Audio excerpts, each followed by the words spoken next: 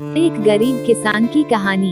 यह कहानी एक छोटे से गांव में रहने वाले एक गरीब किसान की है, जिसका नाम रामू है। रामू का पूरा परिवार कृषि पर आधारित था और उनकी मुख्य आय खेती से ही होती थी।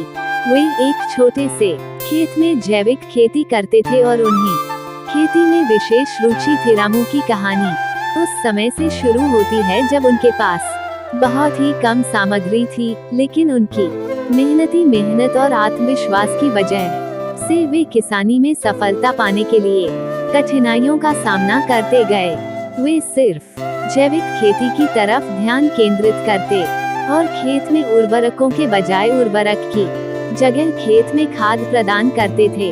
अपनी मेहनत और समर्पण से रामू की खेती धीरे धीरे फलने लगी। उनकी पैदावार बढ़ती गई और उनकी मुनाफा कमाने की क्षमता में भी वृद्धि हुई। वे अपनी उत्पादों को स्थानीय बाजार में बेचते और इससे उनकी आर्थिक स्थिति में सुधार होने लगा। रामू की सफलता उनके परिश्रम, संघर्ष और सहनशीलता की कहानी है। उन्होंने कभी हार नहीं मानी और हमेशा आगे बढ़ने का प्रयास किया। उनकी कहानी गांव के लोगों के लिए प्रेरणा स्रोत बनी और उन्होंने दिखाया कि छोटे सपनों को हकीकत में बदलने का सबसे महत्वपूर्ण कदम है मेहनत और संघर्ष।